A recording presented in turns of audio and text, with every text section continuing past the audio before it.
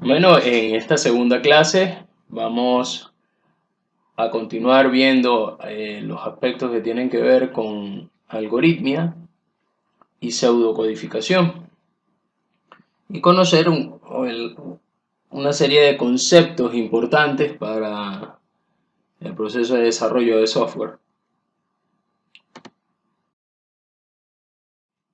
Ahora, tenemos como objetivos de esta clase ver lo que es la representación de algoritmos, o sea, cómo nosotros vamos a representar elementos de la vida real o del día a día a través de un algoritmo informático. Vamos a ver lo que es el lenguaje natural, vamos a ver los diagramas de flujo de datos y la pseudocodificación o pseudocódigo, que sería ya lo que nos estaría acercando mucho más a lo que es el desarrollo de software en un lenguaje de programación. Vamos a ver unas estructuras para poder crear pseudocódigo. Y por último les voy a dejar una serie de ejercicios que en cada clase van a haber una serie de ejercicios que ustedes tienen que realizar y que son evaluados y forman parte de la evaluación continua que va a tener el curso. Los ejercicios no tienen un peso sobre la nota, exceptuando los casos en los que les haga falta algún punto o alguna calificación adicional. Supongamos, no salieron muy bien en una de las evaluaciones, hicieron la recuperación y no pudieron tampoco salir bien. Si ustedes han hecho y han realizado todos los ejercicios y llevan una serie cantidad de puntaje acumulado, ese puntaje entonces en ese momento, si les falta muy poco para poder aprobar, es tomado en cuenta un porcentaje de ese puntaje para poderlo colocar en lo que es la calificación final. Digamos que es una forma de ustedes ayudarse a sí mismos. Independientemente del lenguaje de programación que vamos a utilizar al fin de hacer un software, nosotros tenemos que elaborar, digamos, como una especie de diagramas, una especie de estructura base que es la que nos va a permitir a nosotros poder desarrollar. Entre esos métodos que vamos a utilizar está lo que es el algoritmo en lenguaje natural, tenemos el diagrama de flujo de datos y tendríamos también la pseudocodificación.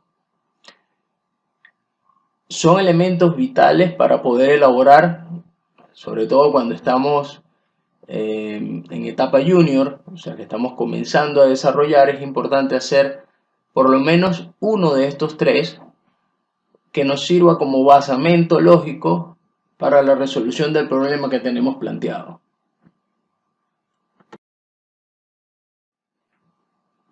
Cuando vamos a representar un algoritmo en lenguaje natural, nosotros empleamos palabras, textos que tienen relación directa con nuestro idioma nativo. Si hablamos inglés, sería en inglés. Si hablamos en español, sería en español. Si hablamos en mandarín, sería en mandarín. O sea, lo que es simplemente el orden lógico y sistemático de las instrucciones que vamos a implementar para resolver un problema.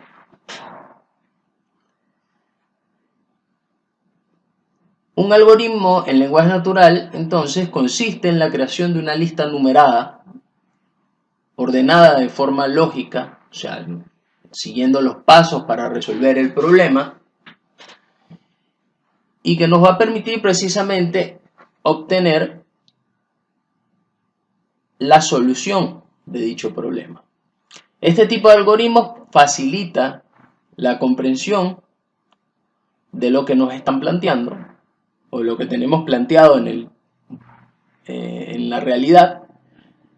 Debe contener todos los elementos que están descritos. Cuando hablamos acá de la reunión de obtención de requerimientos, es una reunión que debemos tener como desarrolladores con la persona que quiere el sistema o que quiere el programa. Una vez que nosotros tenemos esa reunión, procedemos a elaborar el algoritmo para poder entender de una manera mucho más clara el problema y también para podérselo presentar a la persona de una manera clara. Debe analizarse en todo momento el problema que tenemos desde lo más macro, lo más grande, o sea, visto de manera global, a lo más específico. O sea, nosotros tenemos primero que entender el problema en general y luego subdividirlo o modularizarlo de manera que podamos ir resolviéndolo paso a paso.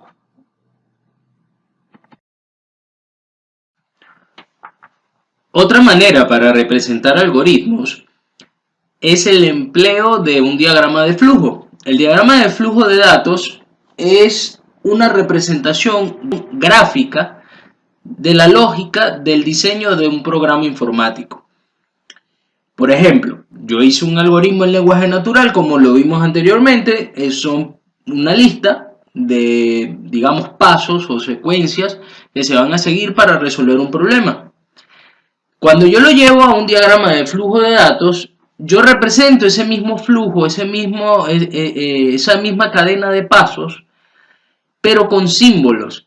Si se fijan del lado izquierdo de esta diapo, van a ver que tenemos una serie de elementos que me van a indicar por dónde fluye. O sea, ven que hay unas flechas que indican dónde inicia el programa, qué secuencia viene una detrás de otra, y luego hay bifurcaciones. Ahí donde dice no es cuando no se cumple una condición, y si se cumple entonces retrocede, y va pasando cada uno de los pasos necesarios para poder resolver, ¿no?, el problema planteado. En este caso sería un promedio de notas.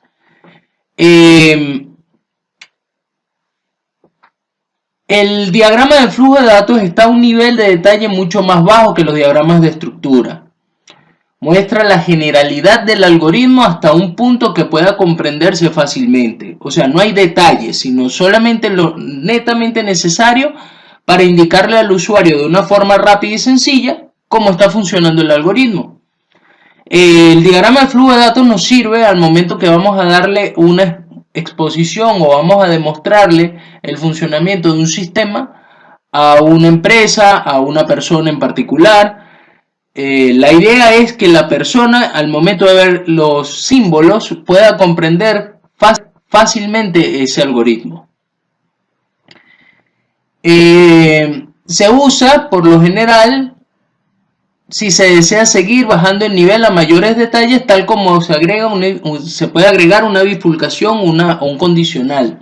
Si se fijan aquí, tenemos una palabra que dice mientras. El ciclo mientras es precisamente eso, un ciclo, un bucle, algo que se va a repetir o iterar. También se usa para los condicionales. Si se cumple esta condición, hago esto, y si no se cumple, hago otra cosa. En todo algoritmo, y en los diagramas de flujo lo vamos a ver también, tiene que haber un inicio y un fin. ¿Por qué? Porque una de las características de los algoritmos es que los algoritmos son finitos, tienen que tener un final, porque los recursos de nuestro computador no son infinitos. A pesar de que en la actualidad tenemos computadoras que pueden llegar a tener 1 terabyte, 2 terabytes de memoria RAM, no es verdad de que todo equipo va a tener esa capacidad. Y de igual manera, así tenga mucha capacidad, como estamos hablando de 2 terabytes de memoria, por ejemplo, esa memoria tiene un límite. Y ese límite son 2000 gigas. ¿Ok? Entonces, nunca vamos a tener recursos, digamos, por lo menos en este momento actual de las ciencias computacionales, no tenemos recursos infinitos. Y hay algo que se denomina en la parte de software, en la parte de programación, bucle infinito, que es cuando mi computador, por una u otra razón, se queda realizando una operación indefinidamente. No es que es infinito, sino que indefinidamente no encuentra la sentencia por algún tipo de error, no encuentra la sentencia que hace que cambie su estado y se queda iterando constantemente hasta que llena los recursos de la máquina. Y una vez que llena el recurso de la máquina hace algo que se llama desborde o overflow, que es el desborde de la memoria RAM. Y por ende eso va a conllevar a que la máquina se cuelgue o se reinicie. Entonces es importante que tengamos presente de que un error de software puede llegar a guindar o a colgar nuestro computador y hacer que se reinicie. Entonces es importante que nosotros tengamos eso claro al momento de hacer un algoritmo. Ahora, hay una simbología que vamos a emplear en todo diagrama de flujo. La primera son las líneas de flujo. Las líneas de flujo van representadas por una flecha y sirve para indicar el orden o el flujo o cómo van fluyendo los datos a través de nuestro algoritmo. A nivel gráfico permite indicarle al usuario en qué orden va a ir viendo cada uno de los símbolos. Luego tenemos un símbolo que se denomina símbolo de proceso, es un rectángulo, y dentro de él se van a colocar acciones, ¿ok? O se van a colocar procesos como tal, o sea, puede ser la declaración de las variables o de las constantes que vamos a utilizar durante todo el algoritmo, o algún proceso, o sea, alguna operación aritmética o de comparación que queramos realizar allí. Luego tenemos las acciones de entrada y salida. Van representadas por ese símbolo que tenemos del lado izquierdo y esas acciones nos van a permitir tomar o enviar datos dentro del sistema, o sea, van a indicar en qué momento se envían o se toman datos dentro de ese algoritmo que estamos diseñando. Luego tenemos los condicionales. Las condiciones, vemos que es un rombo. El rombo puede tener una bifurcación simple, que es la que vemos en la parte superior, que vemos que hay dos posibilidades o posibilidades múltiples. Esas condiciones nos van a permitir seleccionar o repetir una operación o varias operaciones según sea el resultado verdadero o falso de esa comparación. O sea, yo puedo decir, le puedo solicitar a la persona con una acción de entrada que ingrese su edad. Una vez que le pido la edad, él compara, la edad está, supongamos, menor o igual a 18, menor o igual a 17, ¿verdad? Si yo coloco ese valor así, estoy diciendo que todas las personas que sean menores de edad, ¿ok? Entonces, si yo coloco ese condicional, yo puedo mostrar un mensaje, si la persona, si se cumple, o sea, si es verdadero, que es menor a 18, entonces le muestro un cartelito en pantalla que diga, usted es menor de edad, no puede ingresar a esta sección, por ejemplo. Y si el valor es mayor, entonces le deja acceder al resto del código, por ejemplo. O sea, le deja acceder al resto de operaciones que estaban previstas en el algoritmo. Esto es un ejemplo simple. Y podemos tener también un condicional múltiple o un selector, ¿ok? O también lo llamamos en los lenguajes por lo general es un condicional llamado switch. Él nos va a permitir switchar entre varias opciones y va a generar código y va a generar operaciones dentro del algoritmo, cambios en la forma de tratar los datos, dependiendo de la condición que seleccionemos o del valor que tenga esa selección. Tenemos el símbolo de principio y fin, que es ese que vemos del lado izquierdo. Ese símbolo de principio y fin tiene que ir la palabra inicio al momento de que estemos iniciando el algoritmo y tiene que estar al final nuevamente diciendo fin del algoritmo. Eso va a determinar gráficamente cuando iniciamos y cuando terminamos nuestro programa. Tenemos este otro rectángulo que tiene dos pequeños rectángulos verticales a los lados, que indica que esto es un subprograma.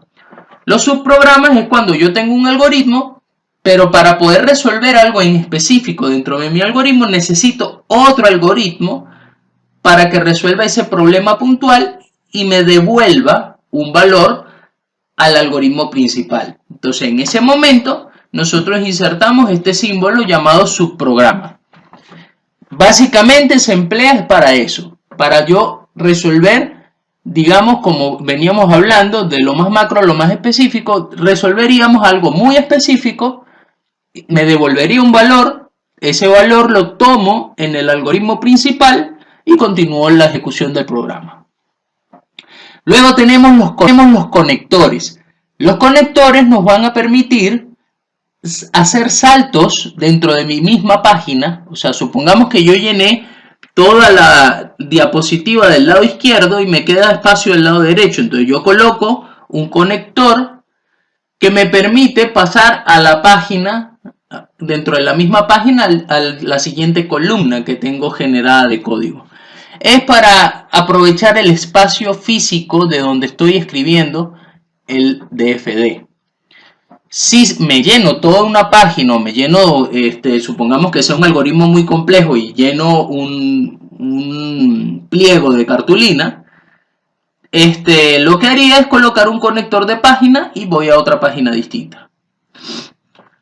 Las aclaratorias, que es ese símbolo que vemos abajo, nos va a servir a nosotros para generar un comentario de un fragmento del código. Supongamos que sea un fragmento del código que es muy importante, pero es complejo de explicar. Entonces, en ese momento colocamos un comentario lo más descrito posible para que permita entender mejor el código. Luego tenemos la salida por pantalla, que es ese símbolo que vemos allí.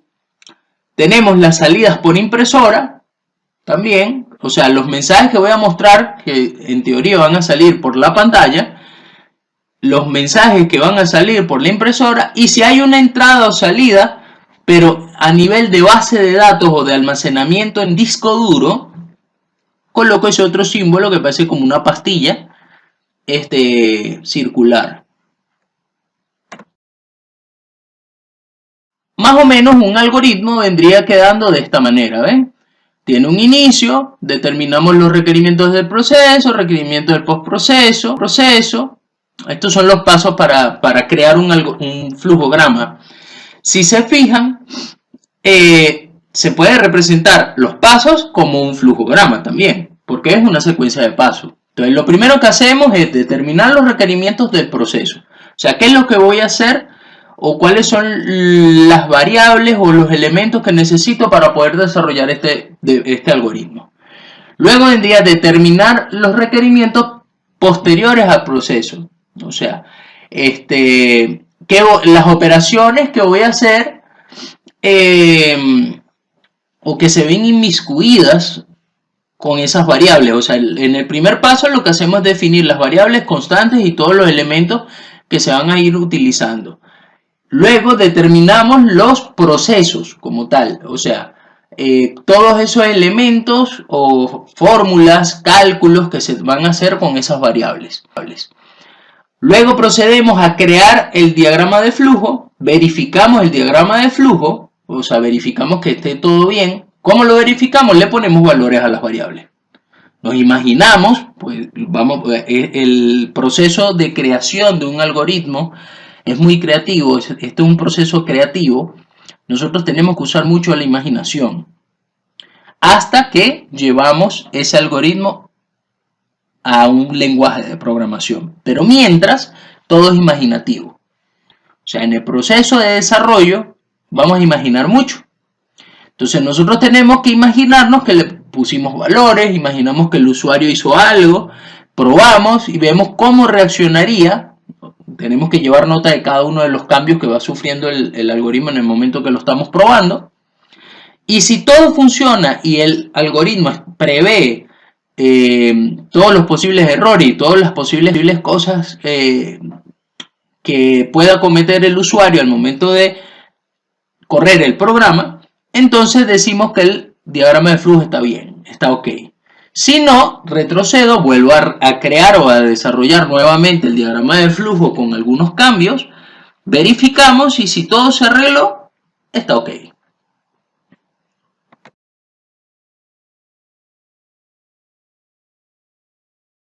Ahora, tenemos varios tipos de algoritmos. Si se fijan, allí tenemos tres tipos, ¿verdad? Tenemos uno que se llama secuencia o secuencial. El algoritmo secuencial es un algoritmo en donde las operaciones se hacen una detrás de otra sin ningún tipo de condición. O sea, no voy a hacer comparaciones, no voy a hacer ningún tipo de condición. Cuando yo hago la de selección, fíjense que ahí colocamos el primer condicional. Colocamos un condicional, decimos si se cumple la condición, o sea, si es true, true es verdadero en inglés, o sea, sería verdadero en español, perdón. Entonces genero una serie de procesos o instrucciones debajo de eso. Pero si no se cumple, genero otra diferente. Fíjense que dice instrucción 4, en el otro dice instrucción 5. Eso sería un selector o un condicional.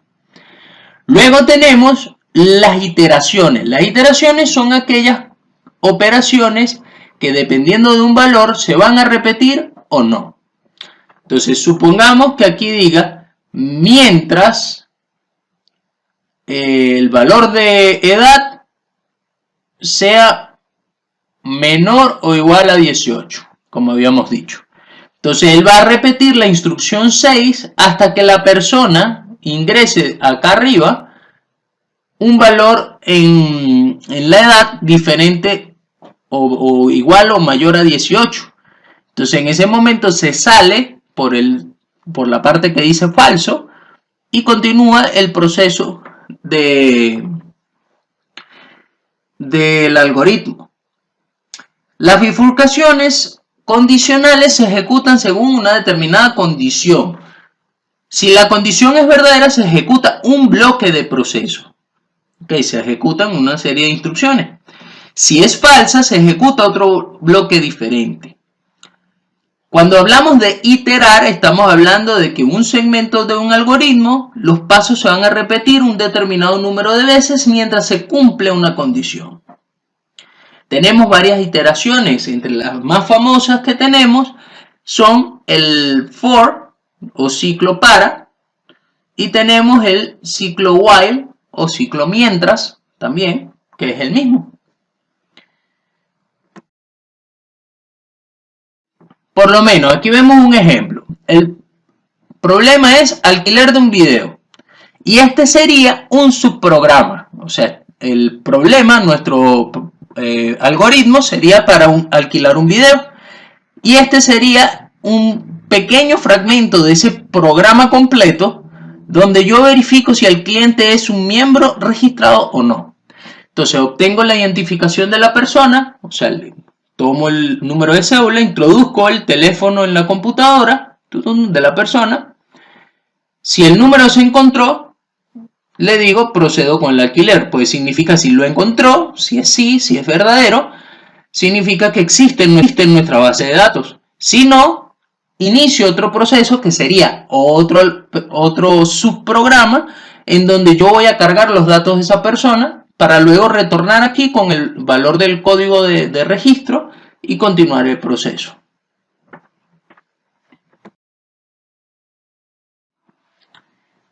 Ahora, existe otra manera también de representar los algoritmos. Si se fijan del lado izquierdo, vemos un algoritmo en lenguaje natural que dice solicitar los datos del empleado, almacenar los datos, si el número de horas es mayor a 40, entonces hallar el valor del sueldo teniendo en cuenta que el valor, ¿ves? Es una descripción paso a paso, pero en texto.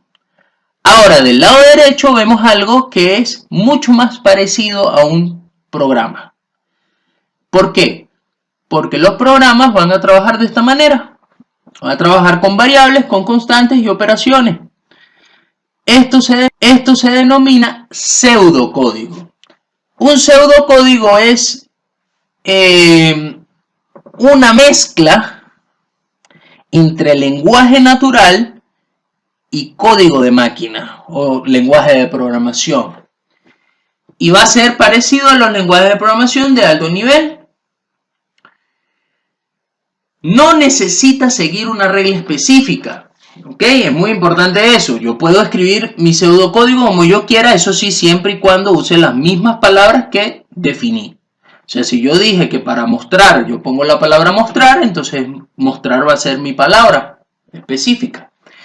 Nosotros vamos a utilizar algunas palabras que son, o mejor dicho, vamos a utilizar las palabras que se van a implementar a través de PCInt. ¿Por qué? Porque PCInt es un software que me permite probar el algoritmo. Y él va a correr como que si fuera un lenguaje de programación. Por eso es importante usar las palabras o los términos que él utiliza.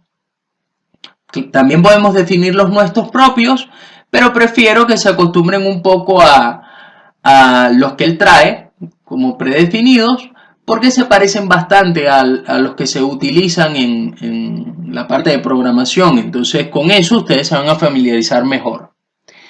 Normalmente no es muy específico para las áreas de entradas y salidas, o sea, si se fijan allí, no está muy definido dónde entran los valores y dónde salen, dónde están la toma de datos o la salida de datos. No es tan específico. Tiene una ventaja que se puede crear fácilmente en cualquier editor de texto. Ustedes pueden hacer en cualquier editor de texto un pseudocódigo. Ahora, el tema es que no lo van a poder probar. La única manera de probarlo, como les digo, o es con PCInt o con algún software que permita editar pseudocodificación y correrlo. No hay ningún estándar real en la industria definido para los pseudocódigos. Como ya les mencioné, lo volvemos a repetir de esta manera. No existe una nomenclatura específica para poder desarrollar o una sintaxis específica para poder desarrollar pseudocódigo. Es bastante ambiguo, o sea, podemos interpretarlo o colocarlo como nosotros queramos siempre y cuando mantengamos una estructura constante. O sea, si yo definí una serie de palabras que van a ser mis palabras clave, yo no las voy a cambiar. Tienen que ser así cada vez que yo haga haga algún llamado que sea igual. Por lo menos si digo que es mostrar datos, es mostrar datos. Si es tomar datos, es tomar datos. Y esa palabra sería mi palabra clave. Recuérdense que estuvimos mencionando que los lenguajes de programación tienen una estructura. Esa estructura es precisamente eso, la sintaxis. Cómo se escribe ese código, cuál es la estructura, cómo se generan esos condicionales, esas iteraciones, esos bucles. Entonces es importante que nosotros definamos bien claro cuál va a ser las palabras que se van a utilizar. El pseudocódigo debe utilizar palabras claves o palabras especiales que van indicando la similitud del algoritmo ya programado en un lenguaje de programación, ¿verdad? Entonces, como veníamos diciendo, vamos a tener unas palabras claves que vamos a utilizar. Por ejemplo, inicio y fin. Nosotros vamos a colocar inicio y final. Podemos definir para definir variables. Un condicional, bueno, si se cumple esta condición, entonces hago una serie de acciones. Si no, hago otra serie de acciones. Mientras, esto es un ciclo, mientras una condición se cumple, hago o hacer lo siguiente. Luego tenemos otra estructura que sería repetir hasta que se cumpla esta condición, desde, hasta, el switch, que sería el según sea, ese es el switch que les había mencionado.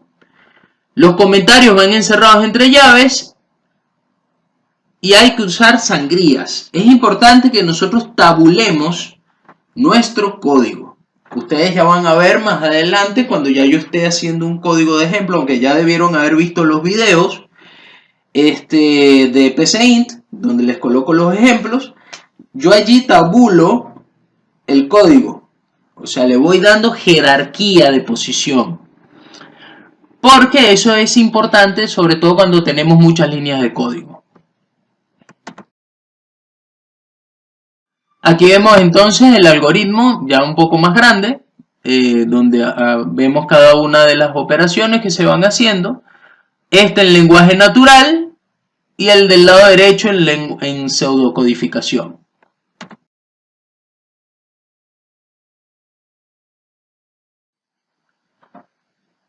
Nosotros con la palabra definir podemos crear variables.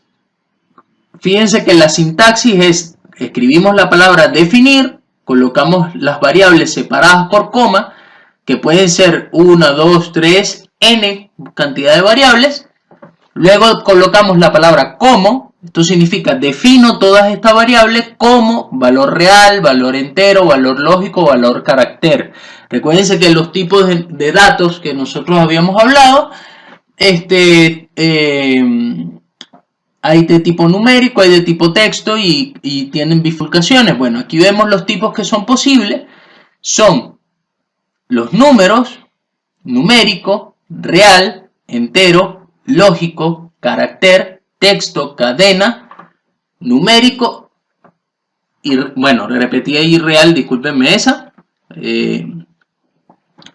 El tipo entero es una especialización que solo permite almacenar valores enteros.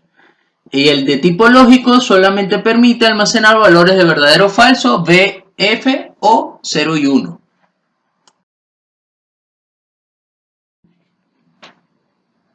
Ahora, tenemos también otro tipo de datos que son los tipos de datos carácter, texto o cadena de caracteres. Son sinónimos para definir las variables de tipo carácter. Pueden contener 0, 1 o más caracteres arbitrarios y no tienen una longitud máxima. Si se declara una variable de este tipo, en una lectura el usuario ingresa un número o un valor lógico, se asignará una cadena que contiene el texto ingresado. Supongamos, si nosotros ingresamos un 1, sería verdadero, o agregamos un valor de tipo verdadero, él va a guardar eso como un texto.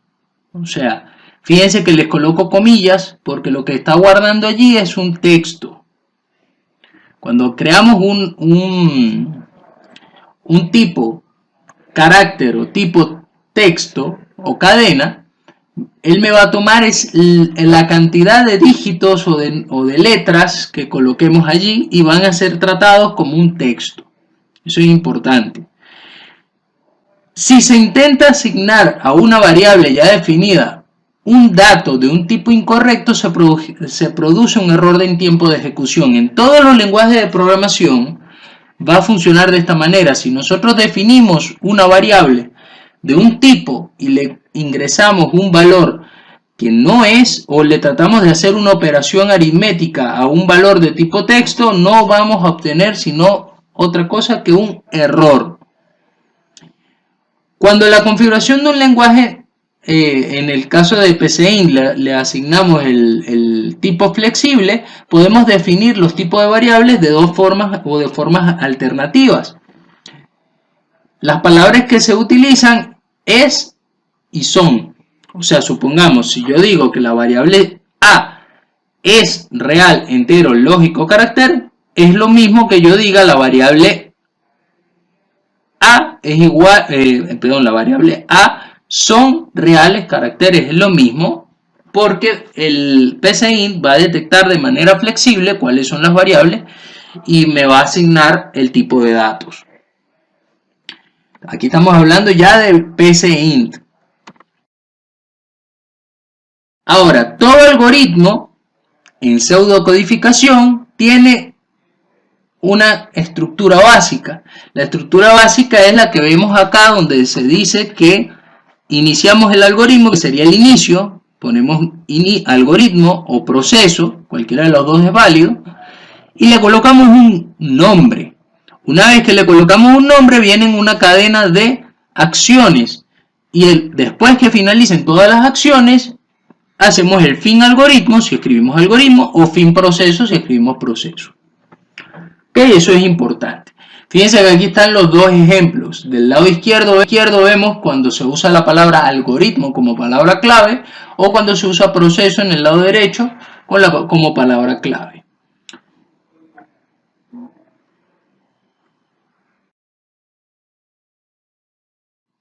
Ahora, vamos a realizar, o ustedes van a realizar unos ejercicios. Van a crear 4 algoritmos en lenguaje natural. Ojo, no estamos creando pseudocodificación en este momento. En este momento es lenguaje natural. O sea, van a hacer una lista descrita de pasos para resolver cada uno de estos planteamientos. El primero es escribir un algoritmo en lenguaje natural de un programa que permita leer la edad y el peso de una persona y posteriormente imprimirla. Si yo digo de una persona, significa que también vamos a pedir su nombre. ¿Ok? Luego vamos a escribir un algoritmo en lenguaje natural que calcule el área de un triángulo recibiendo como entrada el valor de su base y altura. O sea, la persona debería ingresar el valor de la base y el valor de la altura. Escribir un algoritmo de lenguaje natural que calcule el área de un círculo. Y por último, escriba un algoritmo en lenguaje natural que lea 3 números e indique cuál es el mayor de ellos. Estos ejercicios son muy sencillos a nivel de matemáticas o a nivel de pensamiento para poderlos resolver. Solamente tenemos que aplicar unas cuantas fórmulas y listo, ya tenemos el resultado. La idea es que ustedes desarrollen el algoritmo, la lista de descripción paso a paso de cómo resolverlo y después esos ejercicios que hicimos en lenguaje natural lo vamos a pasar a PCInt y después de PCInt vamos a generarlo en código PHP. Pero eso es en el momento que toque ver el lenguaje de programación PHP. Esta sería otra actividad entonces que tendrían que hacer, la primera actividad digamos real y que es evaluada. ¿Okay? Todas estas actividades, ojo, no se evalúan individualmente, sino que yo voy a ir recibiendo todos los ejercicios, los corrijo y voy acumulando las calificaciones hasta que completemos todos los ejercicios de todo el curso. Porque esta es una nota que tiene un porcentaje, un peso de calificación, tiene un peso en relación a la nota final, y es la sumatoria de todos los ejercicios. Si dejaste de entregar alguno de los ejercicios, obviamente te afecta la calificación. Es importante que realicen los ejercicios porque digamos el paso más importante, valga la redundancia, que ustedes van a dar es hacer los ejercicios, ejercitar su mente para poder resolver problemas del día a día con algoritmos.